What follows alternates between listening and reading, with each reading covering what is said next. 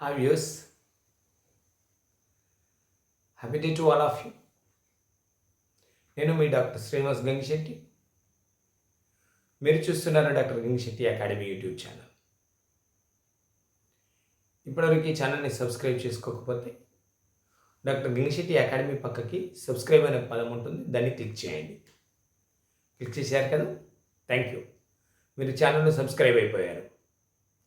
దాని పక్కనే bell icon ఉంటుంది, దాన్ని క్లిక్ చేయండి. నేను వీడియో అప్లోడ్ చేయగానే మీకు నోటిఫికేషన్ వస్తుంది. Thank you. ఇక అంశంలోకి వచ్చినట్టయితే మనం ఇంతకుముందు వీడియోలో భూములు భవనాలు కనుక్కుంటే అక్కడ మనం నష్టపోకుండా ఉండాలంటే ఏం చేయాలి, అతని పూర్వాపరాలన్నీ పరిశీలించాలనుకున్నాము. ఇప్పుడు ఈ వీడియోలో మనం ఏం చూద్దామంటే ఏ డాక్యుమెంట్ ఉంటుంది, ఆ డాక్యుమెంట్ని ఎట్లా మనం పరిశీలించుకోవాలనే విషయాన్ని తెలుసుకుందాం. మీరు చేయాల్సిందల్లా ఈ వీడియోని స్కిప్ కాకుండా చూడడం, వీడియో చూడగానే ఒక లైక్ ఇవ్వడం మర్చిపోకండి. ఎందుకంటే మీరు లైక్ ఇచ్చినట్టయితే వీడియోని ఎక్కువ మంది చూసే అవకాశం ఉంటుంది, నేను ఇంకా వాల్యుబుల్ కంటెంట్తో మీ ముందుకు వచ్చే అవకాశం ఉంటుంది. కాబట్టి వీడియో చూడగానే లైక్ ఇవ్వడం మర్చిపోకండి, షేర్ చేయడం మర్చిపోకండి. ఇక అంశంలోకి వచ్చినట్టయితే ఒక భూమి లేదా భవనాన్ని కొన్నప్పుడు మనము అమ్మకందారుని పూర్వాపరాలన్నీ పరిశీలించడం కొనుగోలుదారు బాధ్యత అనుకున్నాము. కొనుగోలుదారుగా మనం అన్ని విషయాలను అమ్మకందారుల గురించి వాకప్ చేశాము, అక్కడ సంతృప్తి చెందాము. తర్వాత ఏం చేయాలి మరి? తర్వాత మీరు చేయాల్సిన పని ఏంటంటే అతనికి ఉన్నటువంటి రిజిస్టర్డ్ డాక్యుమెంట్ని చెక్ చేసుకోవాలి. అయితే భారత కాంట్రాక్ట్ చట్టం ఏం చెప్తుందంటే, భారత కాంట్రాక్ట్ చట్ట ప్రకారం ఒక అమ్మకందారుడు ఒక కొనుగోలుదారునికి ఎటువంటి హక్కులను ఇవ్వగలుగుతాడంటే, తనకు ఏ హక్కులైతే ఉన్నాయో ఆ హక్కులను మాత్రమే అమ్మకందారుడు కొనుగోలుదారునికి ఇవ్వగలుగుతాడు. అంటే అమ్మకందారునికి ఉన్నటువంటి ఏ హక్కుల కంటే ఎక్కువ హక్కులు కూడా కొనుగోలుదారికి వచ్చేటటువంటి అవకాశమే లేదు. కాబట్టి అమ్మకందారునికి ఉన్నటువంటి హక్కులన్నీ ఎట్లా తెలుస్తాయి? అమ్మకందారునికి ఉన్నటువంటి హక్కులు రిజిస్టర్డ్ డాక్యుమెంట్లో ఏ హక్కులు అయితే ఉన్నాయో, ఎన్ని గజాల ప్లాట్ కానీ, ఎన్ని ఎకరాల భూమి కానీ, లేదా ఎంత ఏరియా ఫ్లాట్ కానీ తనకు సంబంధించిన హక్కులతో కూడుకొని ఉన్నదో ఆ హక్కులు మాత్రమే కొనుగోలుదారుకు సంక్రమిస్తాయి.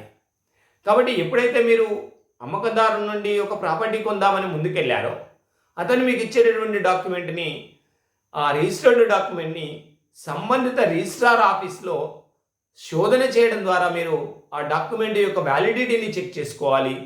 మీరు సబ్ రిజిస్ట్రార్ ఆఫీస్లో తనిఖీ చేసినట్టయితే ఏం తెలుస్తుందంటే, అతను సెర్చ్ రిపోర్ట్ ద్వారా మీరు తనిఖీ చేస్తే మీకు ఆ రిపోర్ట్లో ఆ సంబంధిత ఆస్తికి రిజిస్టర్డ్ ఓనర్ ఎవరనేది తెలుస్తుంది.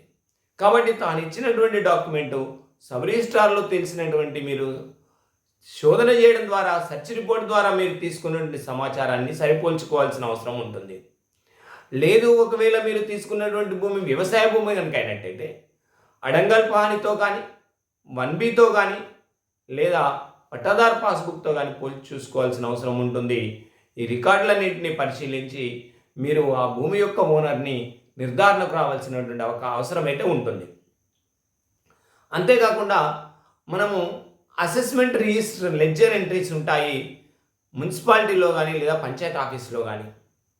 కాబట్టి గ్రామ పంచాయతీ పరిధిలో అయినా, మున్సిపాలిటీ పరిధిలో అయినా మీరు తీసుకున్నటువంటి ఆస్తి ఏదైతే ఉందో అది ఆ అసెస్మెంట్ రిజిస్టర్లో మీకు అమ్ముతున్నటువంటి ఓనర్ పేరు మీదనే ఉందా చెక్ చేసుకోవాలి.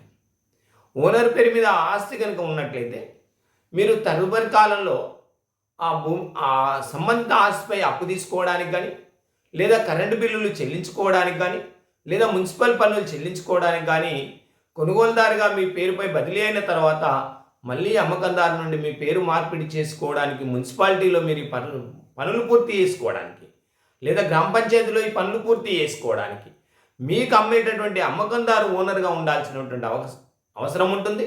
ఒకవేళ లేనట్లయితే ఆ సంబంధిత రికార్డులలో తనకున్నటువంటి రిజిస్టర్డ్ డాక్యుమెంట్ ద్వారా తన పేరుకు మార్పిడి చేసుకొని తదనంతరం మీ పేరుకు మార్పిడి చేసుకోవాల్సిన అవసరం ఉంటుంది. ఈ మార్పిడి దేనికి సహాయకారిగా ఉంటుందంటే, మీరు భవిష్యత్తులో లోన్ తీసుకోవడానికి కానీ, లేదా మీరు ఈ కరెంటు బిల్లులు కట్టడానికి కానీ, లేదా మున్సిపల్ ఛార్జెస్ కట్టడానికి కానీ మీపై ఆ సంబంధిత ఆస్తి బదిలీ కావాల్సినటువంటి అవసరం ఉంటుంది. ఆస్తి బదిలీని పూర్తి చేసుకోవాలి.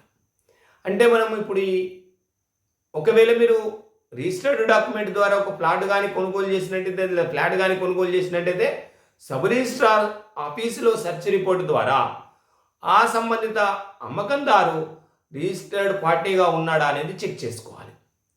రెండో విషయం ఏం చెక్ చేసుకోవాలి, ఒకవేళ మీరు కొనుగోలు చేసేది వ్యవసాయ భూమి అయితే అడంగల్ పానితో కానీ 1B కానీ మరియు పట్టాదారు పాస్బుక్ ఉంటుంది. వ్యవసాయ భూముల యొక్క పట్టాదారు పాస్బుక్తో మీ యొక్క అమ్మకందారు పేరు మీద ఉన్నదా అనేది తనిఖీ చేసుకోవాల్సిన బాధ్యత మీపై ఉంటుంది కొనుగోలుదారుగా.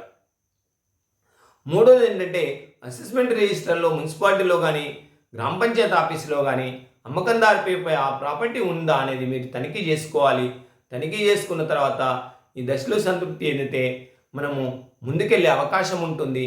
ముందుకెళ్ళి ఆ కొనుగోలు ప్రక్రియను పూర్తి చేసుకోవచ్చు. ఆస్తిని తీసుకోవడానికి మీరు నిర్ణయం తీసుకునే అవకాశం ఉంటుంది. కాబట్టి ఇప్పటివరకు మనం ఏం చూసామంటే అమ్మకందారుని పూర్వాపరాలు పరిశీలించాలని, రెండవది తను మీకు ఇచ్చేటటువంటి రిజిస్టర్డ్ డాక్యుమెంట్ నకిలీలు ఏవైతే ఉంటాయో, అంటే జిరాక్స్ కాపీలు ఏవైతే ఉంటాయో, లేదు పట్టాదారు పాస్బుక్ జిరాక్స్ ఏదైతే ఉంటుందో, అడంగల్ పాని కానీ 1B జిరాక్స్లు ఏవైతే ఉంటాయో అవి సంబంధిత ఆఫీసులలో తనిఖీ చేసుకోవాలి. రెవెన్యూ రికార్డులలో తనిఖీ చేసుకోవాలి. మరి సబ్ రిజిస్ట్రార్ ఆఫీస్ నివేదికలతో తనిఖీ చేసుకోవాలి. మరియు assessment register ledger entries check చేసుకోవాలనుకున్నాము. ఇంకా తనకు ఈ ఆస్తి ఏ విధంగా సంక్రమించిందనేది తెలుసుకోవడానికి ముందు వీడియోలో మనం చూద్దాము. Thank you for watching. Please like, share and subscribe. ఉంటాను మరి.